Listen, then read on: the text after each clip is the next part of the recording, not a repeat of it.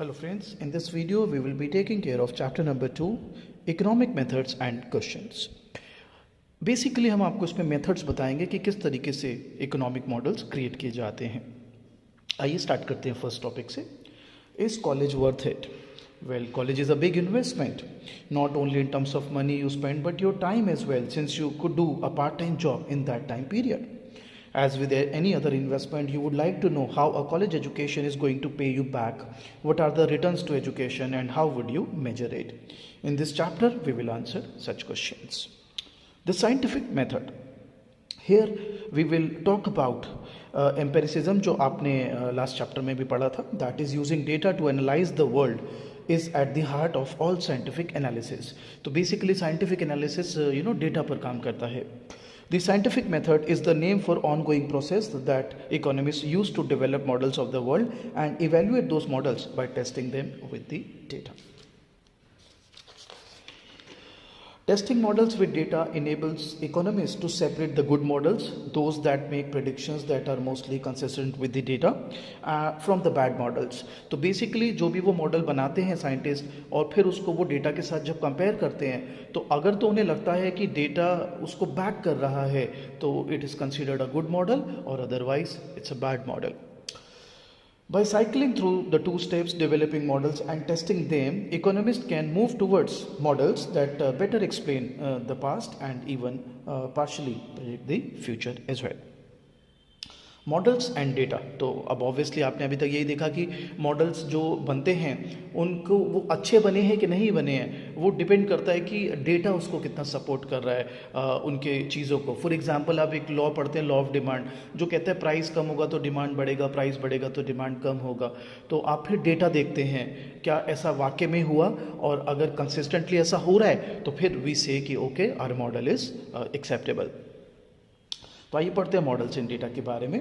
A model is a simplified description of reality. Sometimes model is referred to as a theory. Because models are simplified, they are not perfect replicas of reality. अब law of demand की अगर बात करें, still you will find there are certain exceptions also. तो आपको जी एकदम ही वो जो आप बोल रहे हो वैसा हो जाएगा, दैट्स जस्ट नॉट पॉसिबल. हाँ, ज़्यादातर केसेस में हो जाएगा. We use the model that is best suited to analyze the problem at hand. Scientific models are used to make predictions that can be checked with empirical evidence. In other words, facts that are obtained through observation and measurement. We also refer to empirical evidences as data. Hypotheses are predictions typically generated by a model that can be tested with data. तो basically वही prediction, जैसे आपने बोला price कम होगा तो demand बढ़ेगी, तो फिर आप डेटा के साथ चेक करते हैं उसके. तो इकोनॉमिक मॉडल पर आते हैं. All models begin with assumption. So our assumption is each additional year of education causes your future wages to rise by 10%. हम एक मॉडल बनाने की कोशिश कर रहे हैं और जिसमें हम ये मान रहे हैं कि जैसे जैसे हर एक्स्ट्रा ईयर की आप एजुकेशन लेंगे तो आपके वेजेस 10% बढ़ते चले जाएंगे. Now we generate a model that relates a person's level of education to her wages.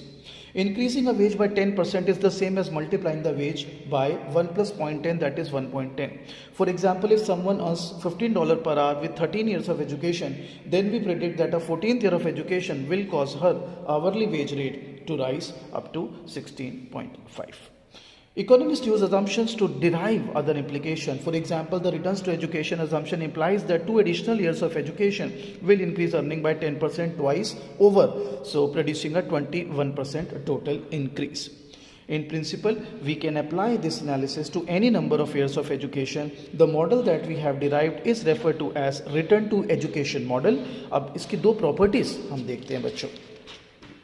First, economists know that a model is only an approximation and accordingly understand that the model is not exactly correct. अभी हमने पीछे भी कहा था ना कि कोई ये रियलिटी की रेप्लिकाज नहीं होते. So if we go by our example, what if the final year of college increases your wages more than the second year? Likewise, your college major also affects your earnings. For example, your economics is your major in your college. So chances are, I'm not saying with 100% surety, but chances are that if your major is economics, you should be able to earn more than a student who may be having a major in, say, Hindi or some language. With due respect, Second, a model makes prediction that can be tested with data. In this case, data on people's education and earnings. तो अब data को भी देखो, एक पूरे मास data को तो नहीं उठा के हम देख सकते। अब 10,000 लोग या 1 लाख लोग या 10 लाख लोग या आप उनके डेटा थोड़ा ना उठा के देखोगे। तो there will be certain tools जो कि इकोनॉमिस्ट यूज करते हैं to analyse the models they have made, जिसमें सबसे इंपॉर्टेंट है मीन एंड मीडियन।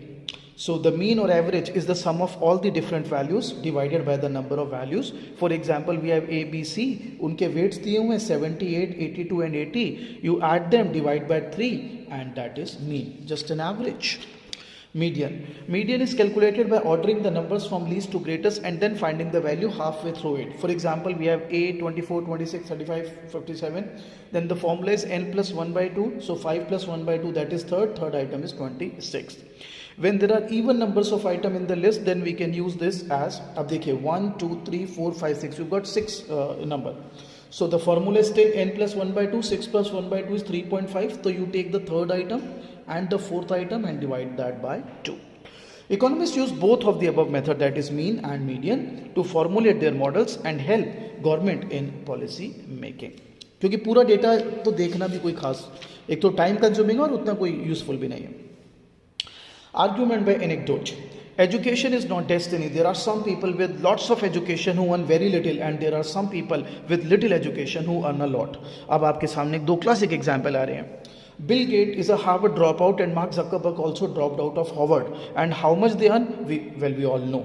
तो बड़ा टेम्पटेशन लगता है, यार हम भी छोड़ देते हैं कॉलेज, जब ये इतना कमा रहे हैं कॉलेज छोड़ के तो हम भी छोड़ देते हैं। रुक जाइए। With these 2 examples in mind, it might be tempting to conclude that dropping out of a college is a great path to success. However, it is a mistake to use 2 anecdotes or basically it means कि आप छोटा data ले रहे हैं or any small sample of people to try to judge a statistical relationship. When you look at only a small amount of data, it is easy to jump to wrong conclusion. So next time a newspaper columnist tries to sway you with a few anecdotes, few datas, if she backs up her story with data reflecting the experience of thousands of people, then तो वो काम ठीक कर रहे हैं। लेकिन ये अगर 4, 5, 6 लोगों का डेटा ले लें, उनसे सर्वे लेके कुछ भी लिख दें, and that's not trustworthy. So causation and correlation. Unfortunately, even reporting that relies on large data can also be misleading. कैसे? Let's see. The red ad blues. Imagine a department has hired you as a consultant. You have developed a hypothesis about ad campaigns. You believe that campaigns using the color red are good at catching people's attention. Your empirical research confirms this. Sales go up by 25% with lots of red images, only 5% blue images. You race to the CEO to report this. You think you are a genius. Unfortunately, CEO instantly fires you. What did he notice that you missed out? Well, in the CEO's words, the red color don't cause an increase in revenue. It is the Christmas season. तो Christmas season की वजह से वैसे ही हर चीज में red का addition बढ़ जाता है. So Christmas causes an increase in our revenue.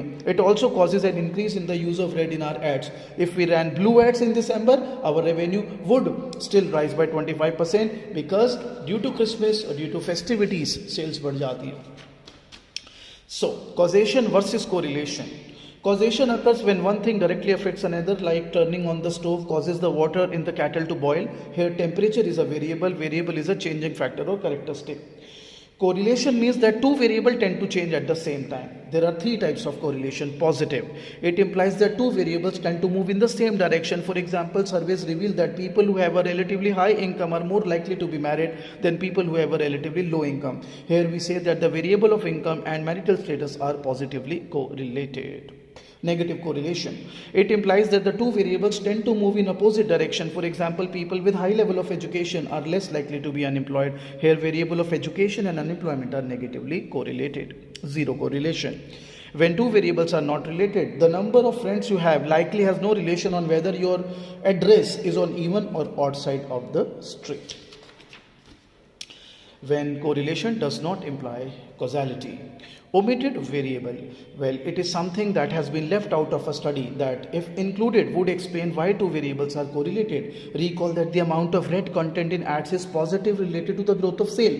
क्योंकि आपने कहा था ना red ज़्यादा लिया मैंने इससे सेल बढ़ गई. However, the red color does not cause sales to rise. The arrival of Christmas season did that. Thus, the Christmas season is the omitted variable here. Reverse. causality. It occurs when we mix up the direction of cause and effect. For example, consider the fact that relatively wealthy people tend to be relatively healthy too, because they can afford better health care. तो उसको उल्टा भी बोल सकते हैं.